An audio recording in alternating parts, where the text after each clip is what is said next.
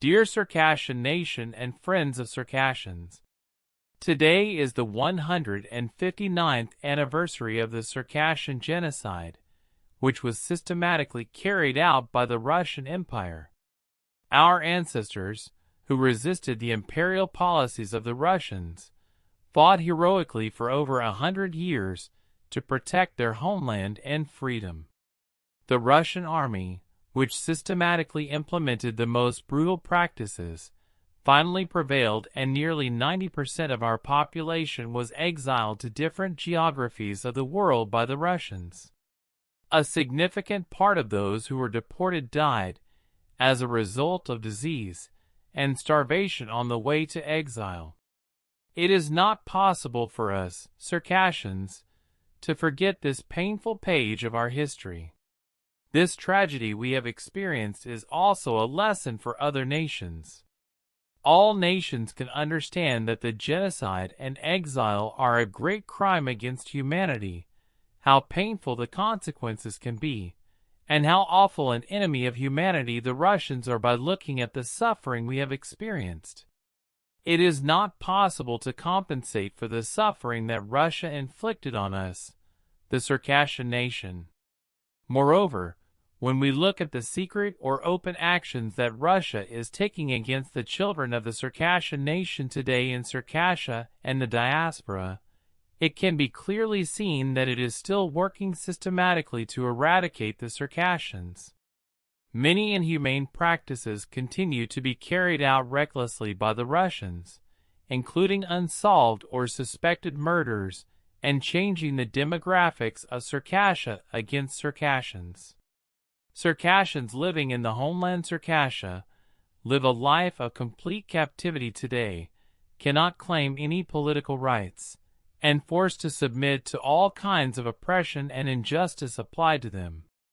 Russia suppresses not only Circassians, but also countless nations, cultures and languages with very different characteristics, and strives to Russify everyone without exception.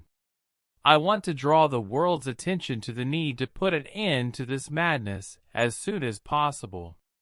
Despite these hard truths and all kinds of challenges, we should look to the future with hope and work for the days when our nation will live away from oppression and assimilation. For this, we have to take every measure today to ensure that future generations can live freely.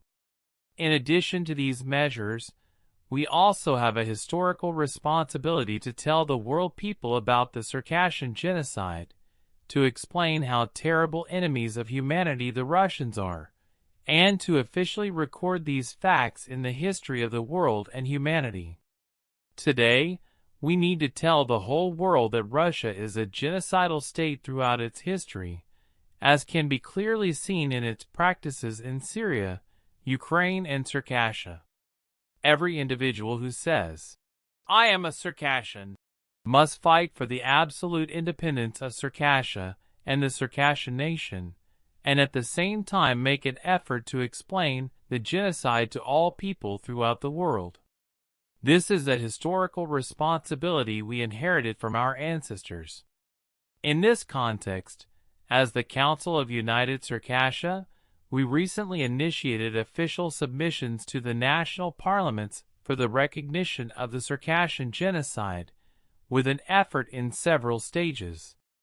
In the first stage, we made our submissions to the member states of the Council of Europe and the observer states of the Council of Europe, USA, Canada, Mexico, Vatican, Japan, and Israeli parliaments.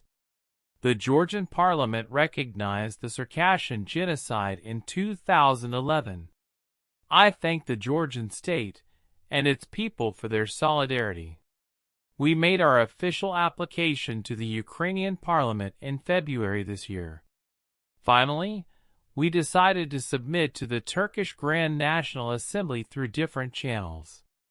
In addition, we aim to establish the Circassian Genocide Awareness Commission within our council, and to explain the Circassian Genocide by using the most appropriate channels to the national parliaments of all countries of the world, except Russia, through this commission.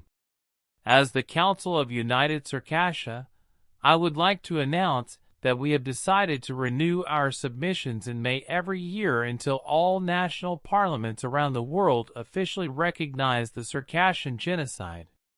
We have many young people doing individual research on Circassian identity, national issues, and the Circassian Genocide.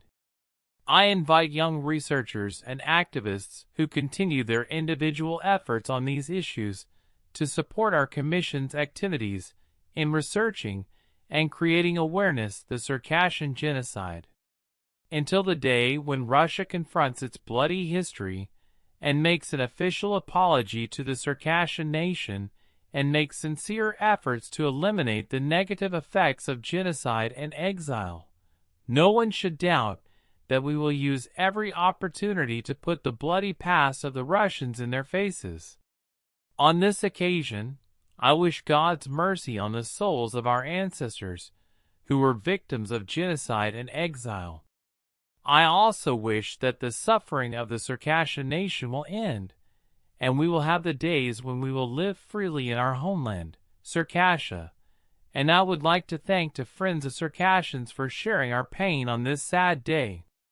Long live the Circassian nation. Long live our struggle for freedom.